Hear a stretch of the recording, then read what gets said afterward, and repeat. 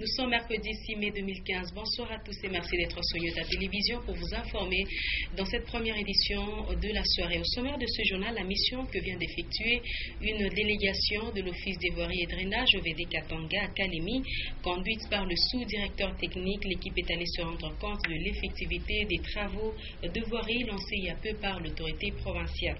À suivre aussi les installations de la chaîne étoilée Yota Radio et Télévision continue d'attirer l'attention des apprenants.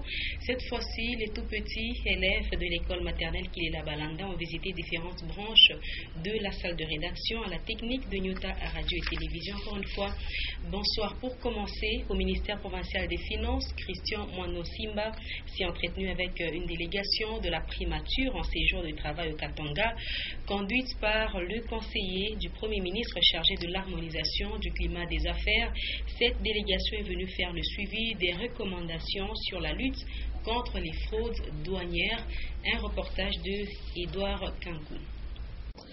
Le conseiller du Premier ministre chargé de l'harmonisation du climat des affaires est en séjour de travail au Katanga.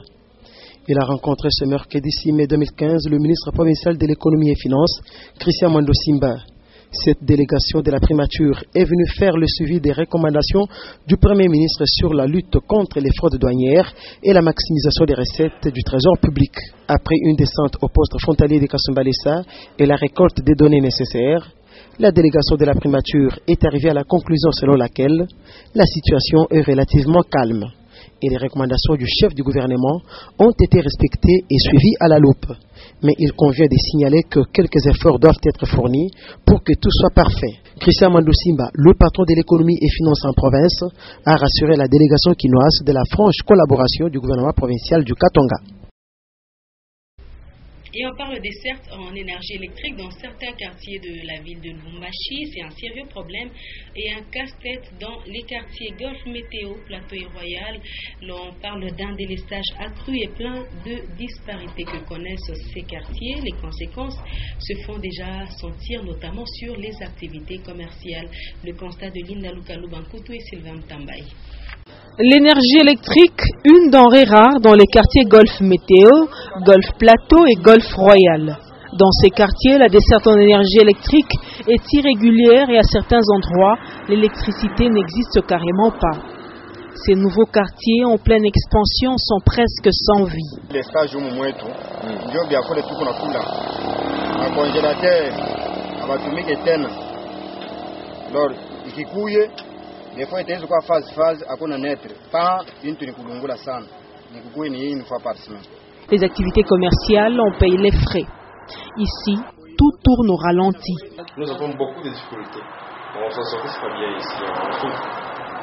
Et nous sommes obligés de payer. Alors, chaque fin de mois, les factures viennent, mais les activités ne marchent pas bien ici. À cause de la non-présence du courant électrique chaque fois.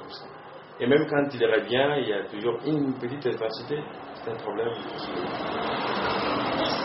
Les habitants de ces quartiers se disent délaissés. Et du côté de la SNEL, les responsables estiment que les problèmes de desserte en énergie électrique ne sont pas des faits nouveaux à Lubumbashi, mais promettent tout de même de s'impliquer pour améliorer la desserte.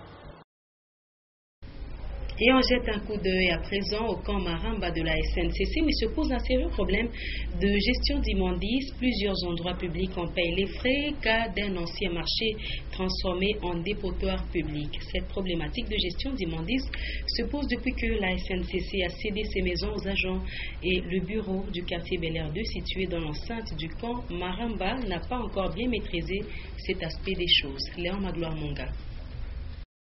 Devenu une cité autonome en pleine commune de Kampemba, le camp Maramba est depuis plus de 5 ans maintenant un quartier qui dépend totalement de cette municipalité. Depuis que ces maisons appartiennent aux particuliers, plus personne, alors personne ne s'occupe de la salubrité collective. Plusieurs anciens espaces vides sont devenus des silos d'immondices ou des potoirs publics.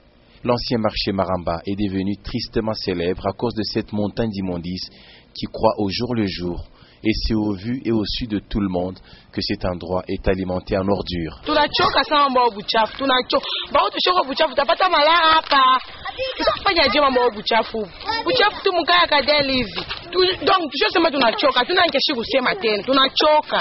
Plusieurs endroits de cet ex-camp SNCC risquent d'abriter des tas d'immondices si l'on y prend garde.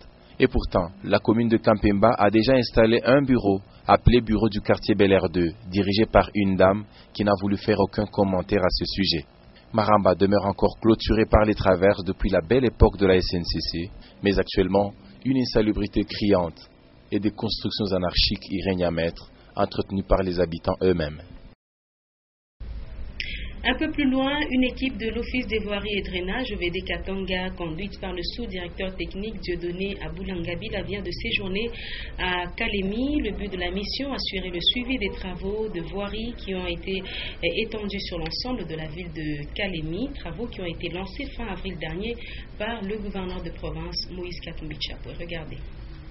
C'est le 21 avril dernier que le gouverneur Moïse Katumbi Chapoué a donné le coup d'envoi des travaux de voirie à Kalemi avec comme point de départ l'avenue Kitoukou. C'est dans cette optique que le sous-directeur technique de l'Office des voiries et drainage OVD Katanga, Dieudonné Aboula, vient d'une mission à Kalemi. L'équipe de l'OVD a d'abord présenté les civilités, puis entamé la descente sur le terrain pour vérifier l'effectivité des travaux. Objectif, élaborer un procès verbal de démarrage de ces chantiers routiers avec GMF et organiser le contrôle et la surveillance des travaux. Avec l'entreprise Africas, il était question de faire un état des lieux des travaux exécutés sur l'avenue Lumumba et l'inspection des travaux en cours d'exécution sur l'avenue Kalemi. Les travaux ont suffisamment évolué, mais comme il y a des tronçons qu'ils n'avaient pas encore terminés, suite à certains matériels qui manquaient, mais l'entreprise a rassuré que bientôt l'air concassé arrive, ils vont reprendre avec les travaux. Et ça tombe bien qu'il y a la saison de sèche qui est déjà là. Et je pense qu'avec cette saison de sèche qui est arrivée, les deux entreprises, notamment Safricas et GMF, vont doubler encore multiplier leur effort pour que le travail avance mieux, pour que en attendant la saison de l'année prochaine, que nous ayons moins de problèmes. La délégation de l'OVD a aussi visité les travaux exécutés par l'antenne de l'OVD Kalemi, dont le grand collecteur situé au quartier de la Paix et qui déverse désormais les eaux sur le lac Tanganyika. Et on parle santé à présent. Chaque 6 mai, comme aujourd'hui, la journée décrétée sans régime, une journée instaurée pour régler les problèmes liés à l'alimentation afin d'éviter le surpoids ainsi que la minceur. Suivez. C'est une journée sans régime commémorée chaque 6 mai de l'année où certaines personnes qui sont souvent contraintes de respecter leur régime peuvent s'en passer momentanément. Si vous parlez d'une journée sans régime, c'est-à-dire c'est comme une journée où on accepterait un excès de table, ou quelqu'un comme dans l'église catholique il y a les mardis gras où vous recommencez les jeûnes demain, mais aujourd'hui on vous demande de manger tout ce que vous voulez. Néanmoins, le consommateur veillera toujours au quotidien de vérifier son poids pour qu'il se maintienne toujours en bonne santé. Et ici chez nous, quand on vous dit que vous avez maigri, c'est une injure. Et tout le monde fait un effort pour grossir. Or, en grossissant, on accumule la graisse.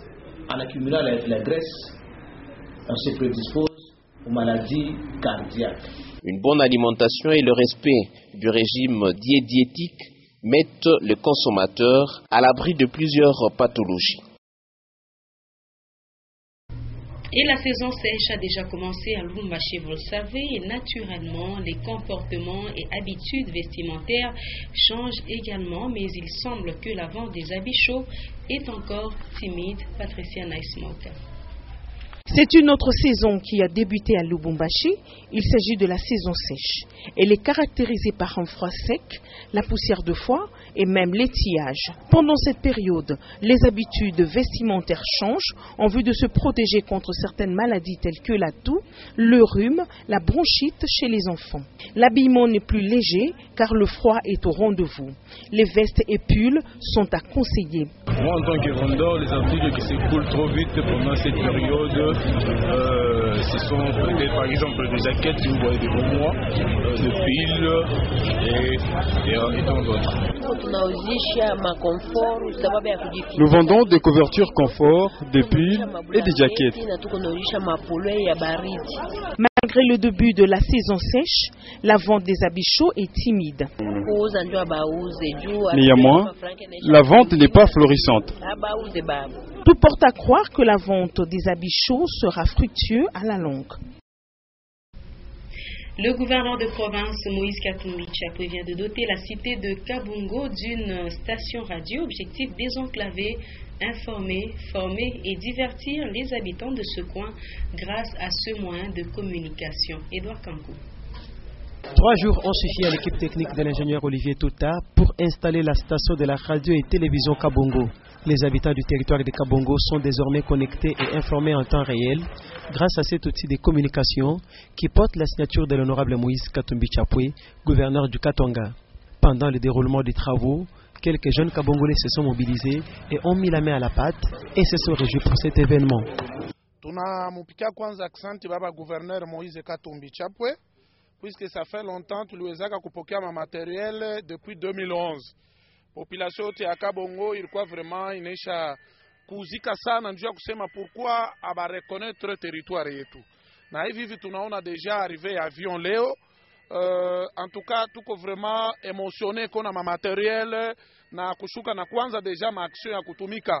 Hivi kwa na radio tupate kwa development. Juu kama tunakuwa na development ya hivi tutafurahi na Kabongo itaendelea mbele.